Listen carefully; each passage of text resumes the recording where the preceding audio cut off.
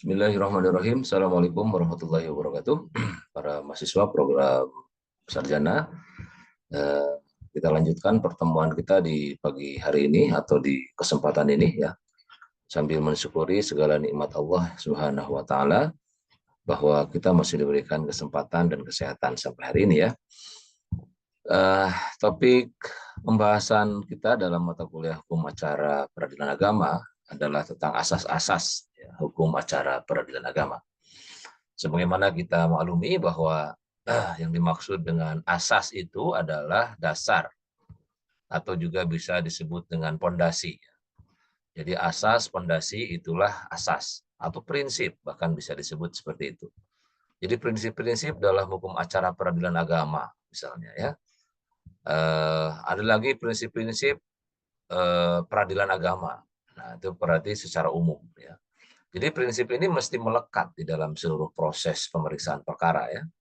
Kalau terkait dengan hukum acara, atau prinsip ini perlu melekat dalam seluruh proses orang melakukan aktivitas atau berurusan dengan pengadilan agama. Nah, jadi prinsipnya. Oleh karenanya apabila prinsip-prinsip ini tidak ada atau hilang sama sekali, itu berakibat pada bisa jadi ya, dalam beberapa hal kalau misalnya prinsip ini dilanggar, bisa jadi proses pemeriksaan atau putusan itu bisa menyebabkan batal demi hukum ya, atau juga tidak pernah terjadi adanya suatu masalah hukum di pengadilan agama itu. Oleh karenanya penting bagi Anda khususnya para mahasiswa yang menekuni hukum acara eh, peradilan, hukum acara peradilan agama, memahaminya dengan baik apa yang dimaksud dengan asas atau juga prinsip atau juga dasar di dalam penjelasan seperti ini. Ya. Eh, Baik, saudara sekalian, kita akan bahas secara singkat asas dan prinsip hukum acara peradilan agama ini. Yang pertama disebutkan menurut pasal 55 Undang-Undang Peradilan Agama bahwa tiap pemeriksaan perkara di pengadilan dimulai sesudah diajukannya suatu permohonan atau gugatan dan pihak-pihak yang berperkara telah dipanggil menurut ketentuan yang berlaku. Jadi dalam proses pemeriksaan perkara bahwa perkara di pengadilan itu baru diperiksa, baru diproses, baru diadili, ya, baru diputus dan lain-lain. Kalau diawali dengan adanya surat gugatan, ya, kalau diawali dengan adanya surat permohonan dari para pihak sesuai dengan lingkup kewenangan peradilan agama. Jadi kalau misalnya pemeriksaan itu tidak diawali dengan permohonan, maka akan memeriksa apa? Karena hakim bekerja atau hakim memeriksa suatu perkara di pengadilan atas dasar ajuan gugatan. Atau dengan kata lain, hakim itu bekerja kalau ada pertanyaan. Hakim itu bekerja, dia akan mengerahkan segala kemampuan, segala dayanya, kalau ada tuntutan dari para pihak yang berperkara. Jadi kalau tidak ada tuntutan, kalau tidak ada gugatan, kalau tidak ada pertanyaan soal hukum yang diajukan kepadanya dalam bentuk syarat-syarat membuat gugatan, nanti kita bicarakan di kesempatan lain, maka pemeriksaan perkara tidak bisa dilakukan. Itu yang pertama ya, prinsip. Jadi buat gugatan terlebih dahulu. Kemudian di pasal 10 ya ayat 1 Undang-Undang Kehakiman itu juga di sana disebutkan pengadilan tidak boleh menolak untuk memeriksa memutus suatu perkara yang diajukan dengan dalih bahwa hukum itu tidak atau kurang jelas. Tetapi wajib memeriksa dan memutusnya. Periksa dulu ya si perkara yang diajukan ke pengadilan itu, baru nanti pengadilan memutuskan apakah perkara ini akan disimpulkan keputusannya dalam bentuk 3 bentuk seperti yang sudah dijelaskan minggu yang lalu ya. Nanti kita bicara mungkin di bagian putusan itu dalam jenis-jenis putusan pengadilan. Ada kabul, ada tolak, ada tidak diterima. Kalau misalnya kewenangan pengadilan agama itu bukan memeriksa perkara yang diajukan, maka perkaranya tetap diperiksa, tapi nanti amarnya mungkin tidak dapat diterima karena melanggar ketentuan hukum formil, dalam hal ini kewenangan mengadili atau kekuasaan relatif. Nah, jadi di pasal 10 ini Anda para mahasiswa perlu tahu bahwa pengadilan itu nggak boleh nolak. Jadi kalau nanti Anda jadi hakim, maka tidak boleh menolak suatu perkara dengan alasan hukumnya tidak ada. Contoh misalnya, ada seseorang yang akan mengajukan perkara isbat wakaf. Isbat itu penetapan, wakaf itu wakaf. Jadi minta ditetapkan oleh pengadilan ketetapan tentang wakaf. Nah, itu kan dalam kekuasaan pengadilannya nggak ada. Ya. Nanti hakim merenung, berpikir isbat wakaf itu kewenangan pengadilan agama atau bukan. Ya. Setelah direnungi bahwa itu kewenangan pengadilan, baru diperiksa. Ya, kalau terbukti berarti permohonannya kabul, kalau tidak terbukti ditolak. Ya. Demikian pula misalnya kalau perkara-perkara yang diajukan ke pengadilan agama itu diperiksa oleh majelis hakim, ya jangan mengatakan tidak ada hukumnya, periksa dulu. Ya, seperti misalnya apakah kekeliruan atau kesalahan tulis di dalam akta perkawinan, ya akta nikah, itu menjadi kewenangan siapa? Nah, ada beberapa pihak yang mengajukan permohonan pembetulan nama ke pengadilan, ya. Kemudian diperiksa dulu apakah itu memang kewenangan pengadilan agama atau bukan, ya perkara-perkara itu. Nah, jadi diperiksa dulu, jangan langsung ditolak, ya. Jangan ditolak. Tidak boleh menolak untuk memeriksa, tapi periksa dulu baru tolak. Periksa, putus, baru tolak, yaitu baru tolak atau kabul atau tidak, ya itu tergantung kewenangan pengadilan atau bukan. Masih di pasal 10 ayat 2-nya, di situ dikatakan tidak menutup kemungkinan usaha penyelesaian perkara secara damai. Jadi perkara yang diajukan ke pengadilan, ya setiap perkara yang di pengadilan itu tidak menutup kemungkinan usaha penyelesaian perkara secara damai. Sekarang istilah-istilah secara damai ini dalam proses penyelesaian sengketa di pengadilan dilakukan melalui lembaga mediasi yang terintegrasi dengan proses litigasi. Ya. Jadi ada proses litigasi, ada proses penyelesaian sengketa yang mediasi di sana disatukan atau diintegrasikan dengan proses penyelesaian perkara. Ya, paham ya? Jadi nggak menutup kemungkinan dalam segenap proses pemeriksaan perkara itu upaya damai itu wajib dan terus dilakukan oleh pengadilan, ya, oleh pengadilan. Oleh karenanya nanti ada di nomor 4 pasal Perma nomor 1 2016, di situ disebutkan proses perdamaian seperti apa? Semua sengketa perdata, ya, yang diajukan ke pengadilan agama, karena kita bicara pengadilan agama di sini, termasuk juga perzet perlawanan atas putusan perstek, ya, atau partis perzet, ya, atau dan perzet terhadap putusan yang telah berkekuatan hukum tetap, wajib terlebih dahulu diupayakan penyelesaiannya melalui mediasi. Kecuali ya nanti ditentukan berdasarkan Perma 2, ya. Nanti coba Anda lihat Perma 1 ayat 2-nya apa saja hal-hal yang tidak bisa dimediasi dalam proses penyelesaian sengketa di pengadilan agama. Nah, jadi di situ sudah disebutkan, ya, misalnya ada keberatan terhadap putusan perstek, ya, karena ada pihak tergugat, misalnya dia tidak pernah tahu kalau salah satu pihak mengajukan gugatan ke pengadilan, tiba-tiba putusannya itu sudah ada. Nah, terhadap putusan yang sudah dikeluarkan atas tidak hadirnya si tergugat dengan putusan perstek, maka boleh dilakukan upaya perlawanan terhadap perkara tersebut dengan nama perzet, ya. Ya. Jadi apa namanya, termasuk perkara perzet, ya, itu bisa diajukan, ya. Nah, itu putusan perzet termasuk melibatkan pihak ketiga yang tidak tahu, ya, itu bisa dilakukan upaya partis perzet, ya, atau dan perzet, ya. Ya, dilakukan seperti itu. Baru nomor 5, di situ harus ada ketentuan di dalam proses penyelesaian sengketa, ada kalimat demi keadilan berdasarkan ketuhanan yang Maha Esa. Silakan Anda nanti merenungi, ya, apa makna kalimat demi keadilan berdasarkan ketuhanan yang Maha Esa dalam setiap putusan pengadilan. Ya. Bahkan kalau di pengadilan agama itu selalu diawali dengan kalimat basmalah, Bismillahirrahmanirrahim, ya, demi keadilan berdasarkan ketuhanan yang Maha Esa. Maknanya bahwa hakim bekerja, ya, bukan semata-mata berdasarkan akal dan nafsunya belaka, tetapi juga betul-betul apa yang dia putuskan, apa yang akan dia adili itu benar-benar ya mencerminkan ya atau juga bermuara atau berwajah atau juga tertuju pada prinsip-prinsip keadilan yang Allah ciptakan ya.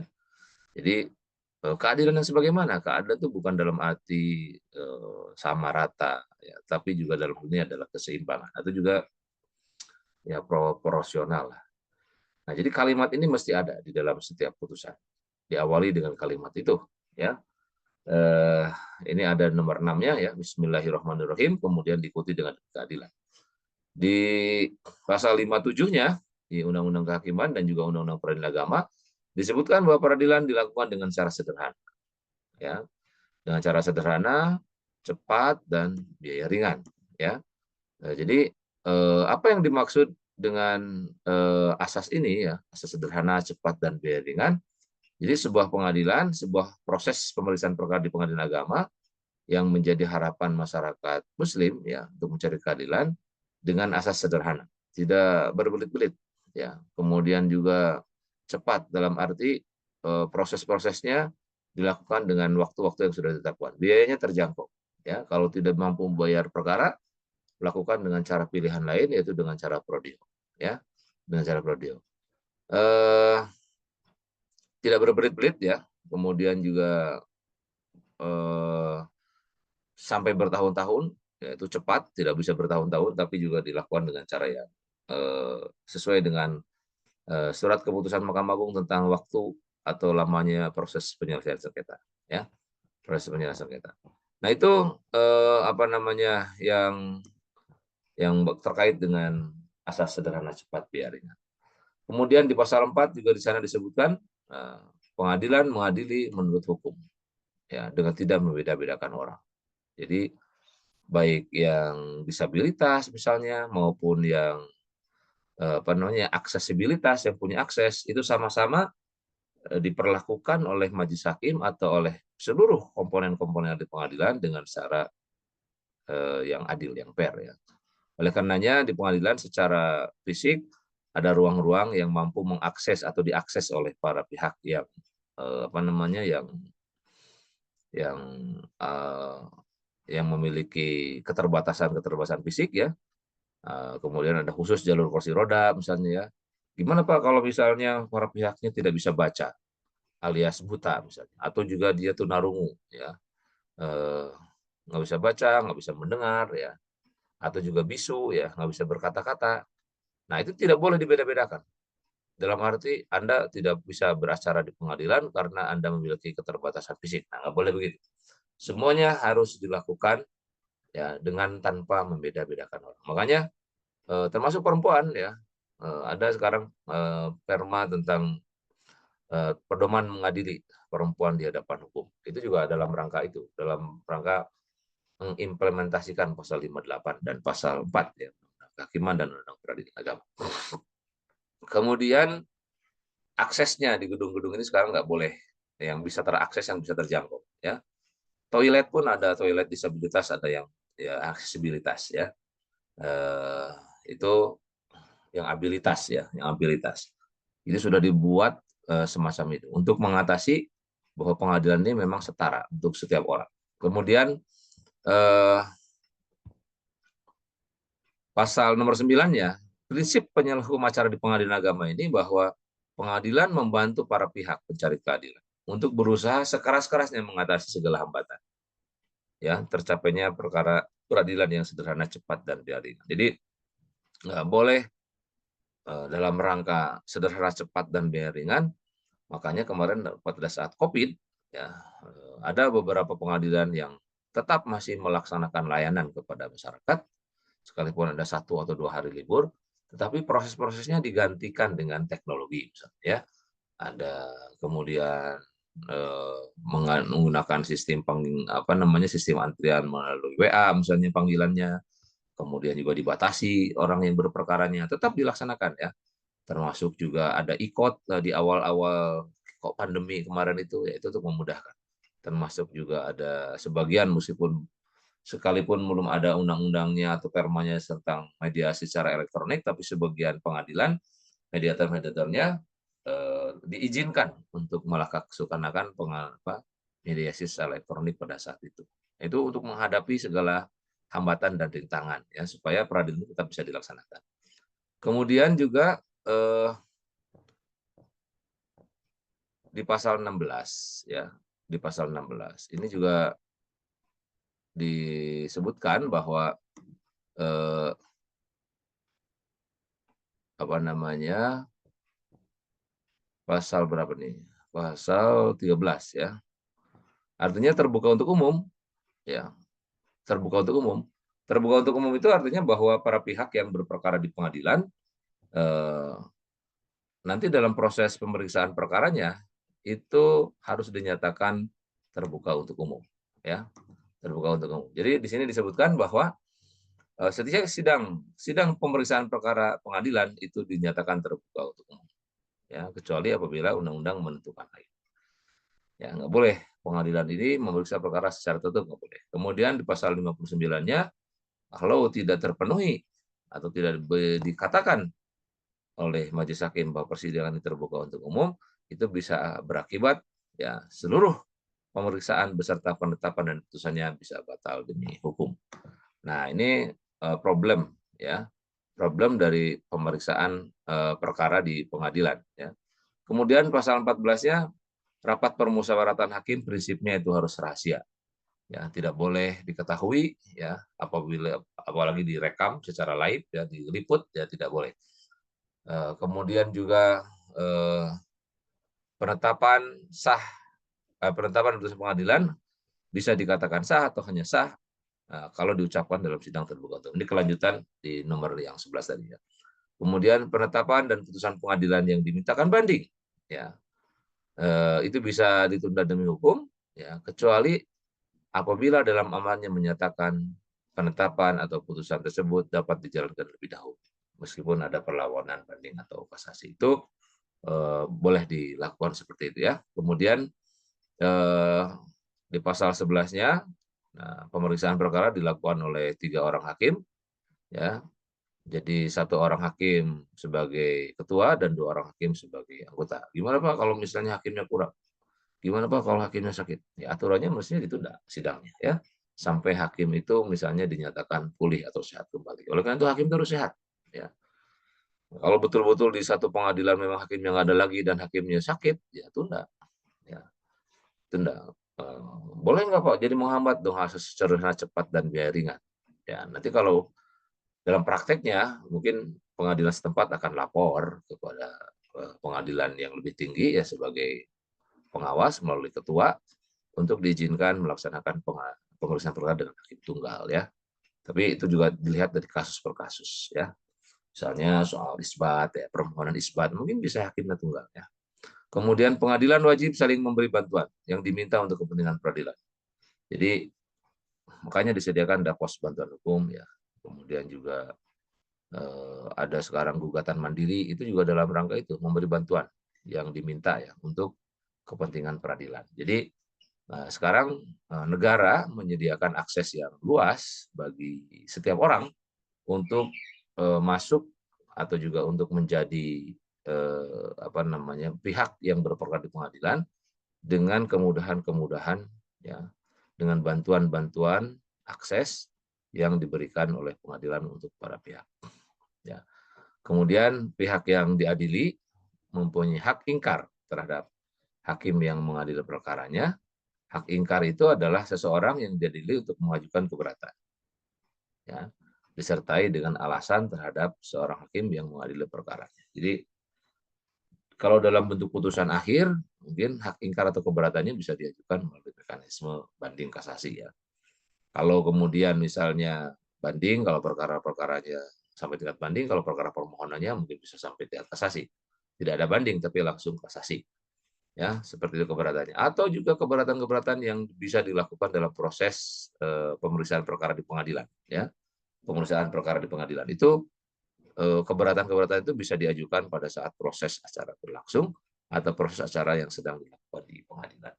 Nah, gambarannya seperti itu, saudara sekalian, ya. Proses atau prinsip proses pemeriksaan perkara. atau prinsip hukum acara peradilan agama.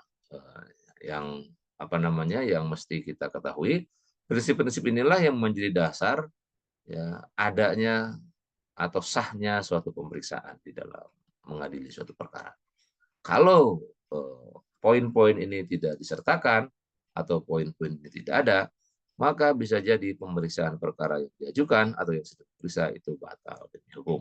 Ya, oleh karenanya pastikan seluruh poin ini yang 17 ini kurang lebih itu menjadi dasar bagi pemeriksaan perkara di pengadilan. Baik, selain juga dasar-dasar prinsip perkara di pengadilan, ada lagi asas-asas peradilan lainnya ya yang bisa disebut di situ asas personalitas keislaman misalnya. Itu asas dalam pengadilan agama. Jadi artinya pihak-pihak pencari keadilan itu dari segi agamanya beragama Islam, ya. Atau juga yang dimaksud personalitas keislaman adalah orang-orang yang tunduk secara hukum mengikuti aturan-aturan hukum Islam. Kemudian asas kebebasan. Apa artinya? Bebas, asas yang paling sentral dalam proses peradilan, bebas dalam arti campur tangan dari kekuasaan, bebas dari paksaan, bebas juga dari melaksanakan kewenangannya. Yaitu asas kebebasan ya. Asas kebebasan yang dimaksud di dalam asas peradilan. Asas wajib mendamaikan itu juga bagian lain ya. Tadi sudah disebut-sebut bahwa dalam setiap perkara hakim punya kewenangan untuk mendamaikan dalam seluruh proses pemeriksaan, khususnya ya, dalam seluruh perkara perdata ya, entah itu perkawinan atau juga wakaf, waris wasiat dan lain-lain.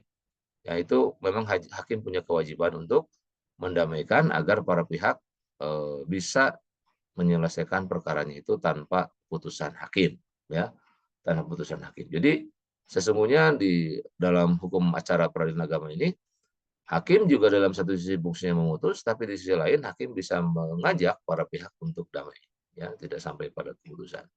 Asas terbuka untuk umum itu juga salah satu prinsip pemeriksaan perkara tadi sudah disebut ya. Persidangan harus terbuka untuk umum, asas legalitas dan persamaan ya, tadi tidak boleh ada diskriminasi akses, ya, diskriminasi perlakuan, ya, diskriminasi pemeriksaan itu tidak boleh dilakukan oleh hakim ya. Kemudian akses aktif memberi bantuan ya. Jadi hakim hendaknya juga dapat memberi bantuan secara aktif ya, dilihat dari tujuan dari memberi bantuan ya. Salah satunya ada beberapa masalah formil yang tercakup dalam aspek objek fungsi memberi bantuan itu, misalnya membuat gugatan bagi yang buta huruf misalnya, atau juga memberikan pengarahan tata cara izin prodio bagi yang tidak punya kemampuan ekonomi ya, atau juga menyarankan penyempurnaan surat kuasa, atau juga menganjurkan perbaikan surat gugatan dan lainnya. Itu makna dari asas-asas peradilan yang lainnya secara umum yang tadi terkait sudah dibahas. Baik, saudara sekalian, saya kira itu penjelasan di kesempatan ini ya, di di pertemuan kali ini tentang asas-asas atau prinsip-prinsip hukum acara peradilan agama. Kalau nanti ada tugas, mungkin tugasnya bisa disisipkan dalam bentuk lain, mungkin melalui WhatsApp group atau juga sebagaimana tertera di dalam channel YouTube ini. Terima kasih atas perhatiannya. Wallahul muwaffiq ila aqwamit thoriq.